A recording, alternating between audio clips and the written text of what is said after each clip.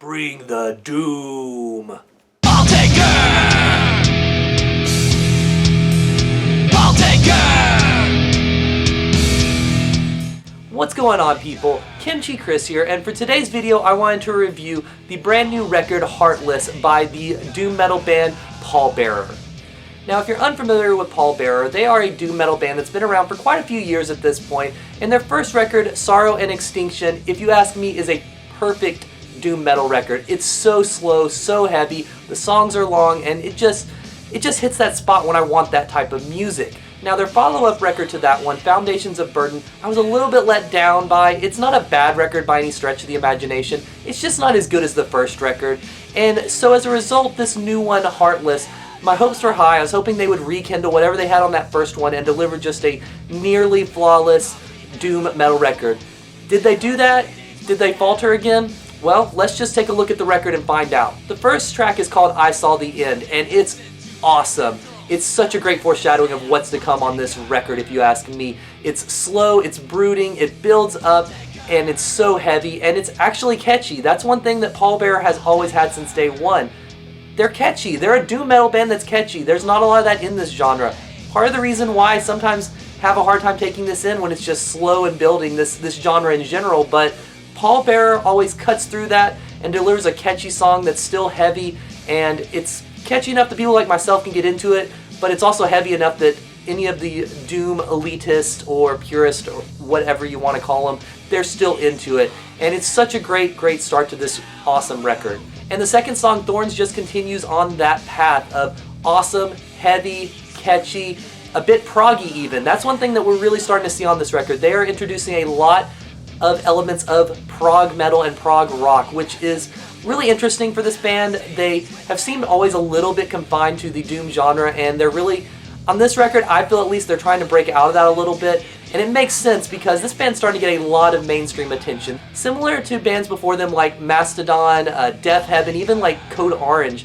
None of these bands really sound like Pallbearer, none of these bands sound the same, but they're all heavy bands that have started to get a lot of mainstream attention, and as a result, have not necessarily softened their sound, I would say, but have really diversified their sounds, integrating different elements, and in Pallbearer's case it seems to be prog rock being the main element they are trying to integrate, which makes sense with doom metal. I mean, they're very similar. They're long song structures, they're complicated song structures in both genres, and they really can go hand in hand very well, and this record really proves that. I mean, there's a lot more guitar solos on here than the band has ever had. The vocals are continuing, as I said, for that first track, catchy throughout all this.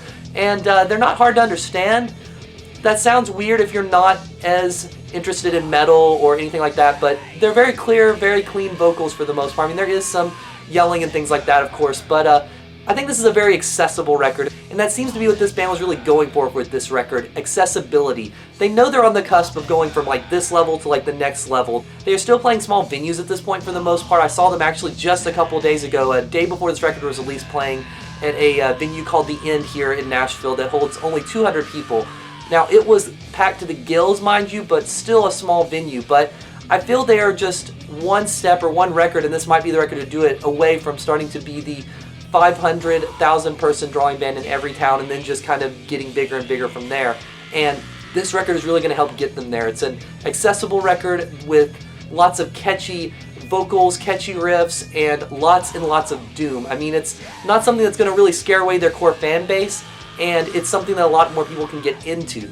Now, the record's not short. It's about an hour long, which by doom standards, that might actually be short, since a lot of those records are like 75 minutes and what have you, but it's very easy to take in. It's a quick listen, even though it's only 7 tracks. So, I mean, these tracks are not short by any stretch of the imagination, but again, for the genre, this is about as accessible as you're going to get. The record finishes with its longest track, A Plea for Understanding, and it's a great track. It's a little more melancholy than we're used to with this band, especially when the vocals finally kick in, right around the minute and a half, 2 minutes, something like that mark. But it's a great way to end the record. It's long, it's epic, and it's just a great song and a great way to end this awesome record.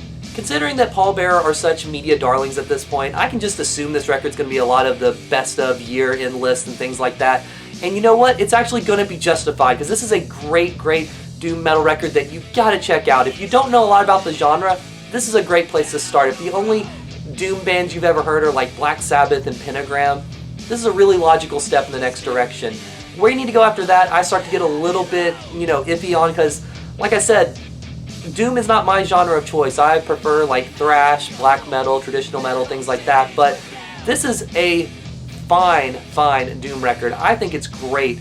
As for an actual rating on this, I would give this a strong 8.5, maybe even 9 stars out of 10. I mean, it's pretty close to flawless. People are already gushing about this record, and it's with very good reason.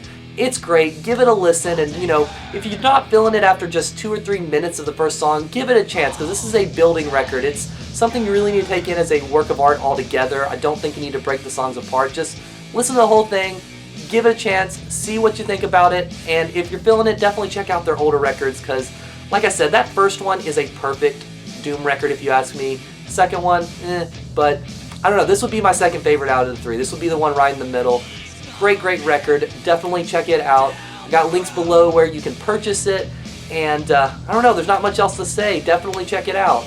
And thank you so much for watching the video. If you liked what you saw, definitely give it a thumbs up, and let me know in the comments below what you're thinking about this record. I know a lot of people are saying a lot of positive things. I'm sure somebody out there hates it, so let me know if you're that person. I would love to hear some more thoughts on this record, and if you want to see more of my videos, hit that subscribe button and hit the little alarm clock so you actually get the updates. That's important, alright?